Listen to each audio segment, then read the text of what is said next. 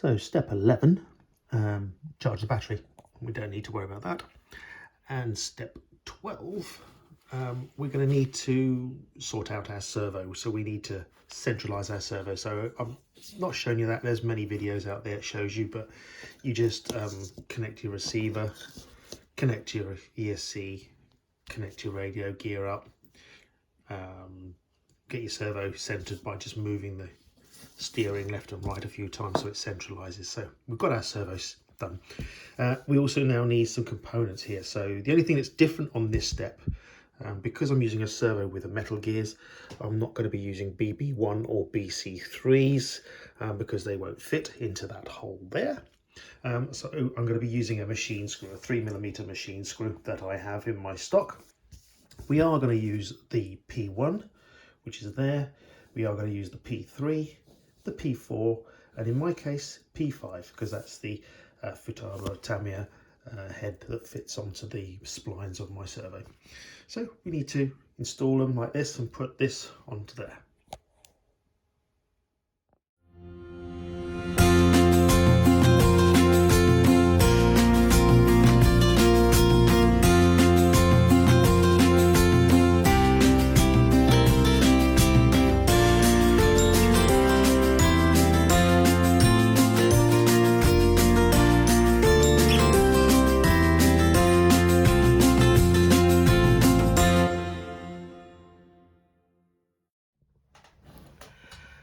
Okay, so we're continuing on with step 13, and step 13, you can see I've already done one of these adjuster rod arms. So these are the steering rods, so I'm just going to do the smaller one, and it is a case of winding this in. You can imagine years ago this would have been a very hard task and would have got very tired fingers. But it's how they did it. So once you've got it started, just check to make sure it's nice and straight and wind it in.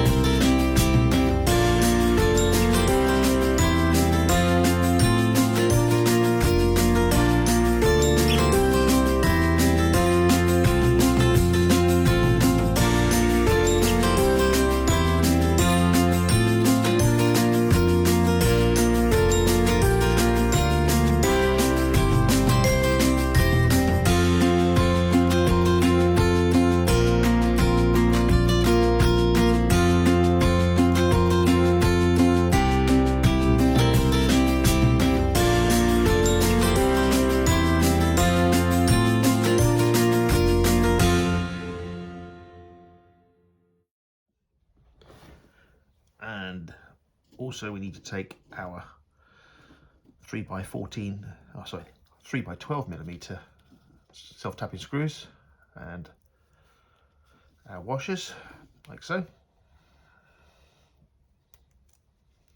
So now we've got our screws and our washers. Let me take our servo and we do this.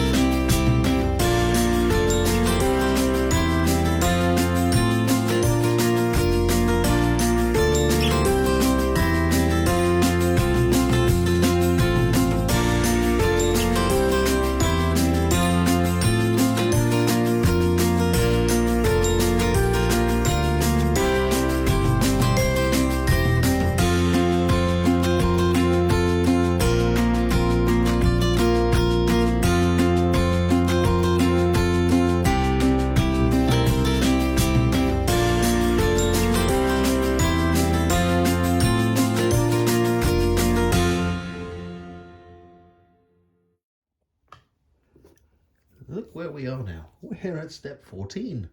And step 14, we're going to need some more parts. So we need 5 of these BB1s, which are the 3x12mm self-tapping screws. And we need 4 of the 3mm washers. We need this guy, which is the D10 It's the front body post.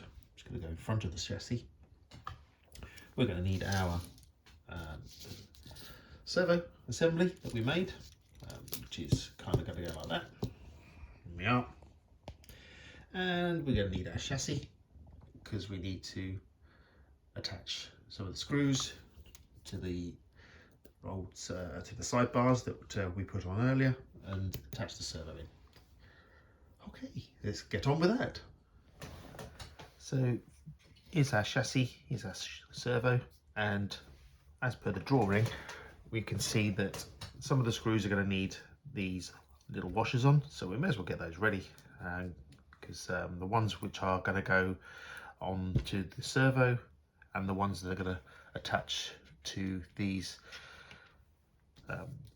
arms at the side, we're going to need to use these with the 3mm washer, so let's just stick those on ready. So we've got those, and the only one that's not going to have a washer is the one that's going to attach the body post at the front.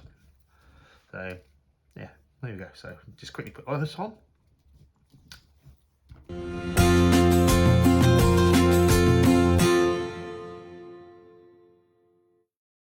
This servo first.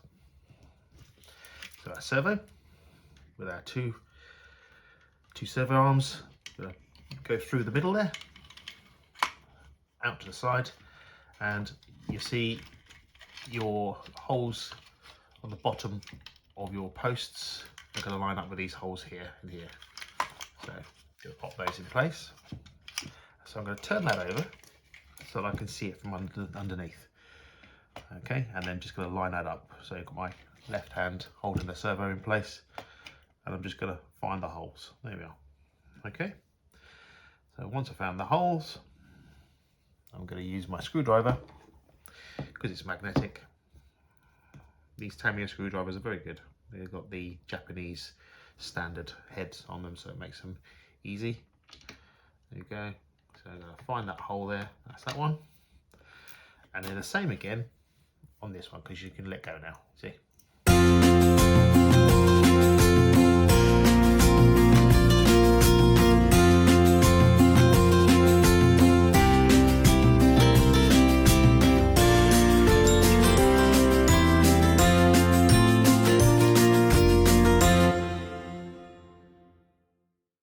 Okay, and the other one we need to do, as well while we're here, is the body mount, because we've got it upside down. So this is the one with the screw that is not got the washer. So pop that into place. And we're just going to locate that on the other side. There you go. And what you can do is you can hold that with your box wrench while you screw from underneath. It's quite nice. There we go. And the only thing you're going to need to do is make sure that the hole is left and right. There we are. Okay. And then the last part of the step is our other parts, our other 3x12mm screw. We collect these side arms. Oh.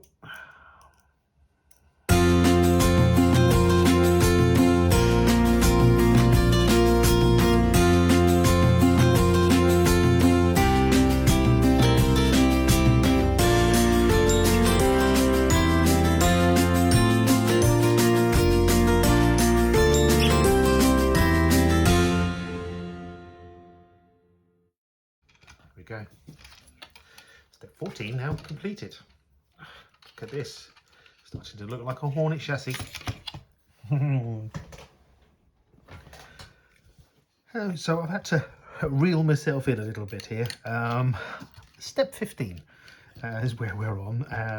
And it's all about popping in the electronic speed controller, the receiver, putting in the switch and wiring up your servo, etc. So the switch on here I've had to put next to the it's a Carson electronic speed controller. It's very similar to the Hobbywing 1060. In fact, it's probably made by them. It looks exactly the same, just with different labeling system on there. So I've kind of gone a little bit ahead of myself. So you can see there was lots of holes in the bottom of the chassis.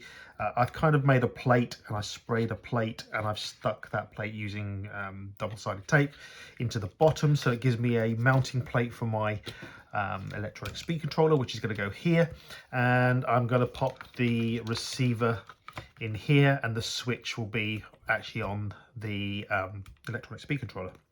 There's like a little section for it on multiple sides of the electronic speed controller, so that you can put the switch on. So yeah, you're going to kind of put this back in, and we are going to have a little aerial, of course. And yeah, so it's just a case of double-siding tape these onto my pre-made plate, which I've kind of, like I say, I've sprayed black. It's just a piece of plastic card that I've cut and shaped around the existing area, and it just blocks off the holes around underneath as well. So just kind of makes it look a little bit more neater, I suppose. Back in '84, when this car was released, it had a mechanical speed controller, which would have sat here. So you would have had a mechanical speed controller to put in. You would have had your battery pack, like a 4AA battery pack system to put in, and your receiver to put in here as well. So it kind of, with modern electronics, is a little bit more tidier, should we say. So yeah, I've got to tidy the cabling up, as we know, and wiring up your my motor there as well. So it's just a case of popping those in and sticking those in. So a nice easy step to do. All right. Okay, so we are still doing step 15, and as you know from step 15, it's all about wiring, and I'm not really sure on what else I can show in terms of wiring. It's a spur of the moment thing, as each chassis has got its own different space. So as you can see here, laid out your components inside. You will see in mine, I've got this a couple of plates here and here, where the switch was and such like, just to cover those holes, because there's holes from underneath. So I've then been able to stick the electronic speed controller and the switch on in one area, and the receiver at the front. So this is your cabling here. This is for your battery, because it's got your Dean's connector on, your aerial. You'll see the receiver wire on here. I've shortened that. So what I've done is, you could take these plugs off and re-crimp new ones on if you prefer to do that. I've got those. I just find them a bit of a faff, so I've just basically taken the servo out, take the back of the servo off, re-soldered this cable, shorter of course, on the back of the electronics board there. It's quite simple to do. Just use a very low powered soldering iron, and the other thing I needed to do with this was reroute these wires from the motor, and also swap the motor wires around. But it was connected properly. If the motor was switched around the other way, it would go forward. Of course, this motor is switched around the other way. So all you do is, you can see like a little red here. All I've done is I've taken the positive and negative, swapped them over and resoldered them, so that when you, I mean, you could do it on the radio gear, but I like to do it on the motor, so that when you push forward, it goes forward. So simple as that. Just got a cable tie a little bit here, just to make this a bit more neater. And that's about as neat as it goes. I could redo this wire for the switch, but there's plenty of room in there. There's no real point in, no real value in that, so just may as well leave that as is. So that's the wiring done. We can move on to the next step.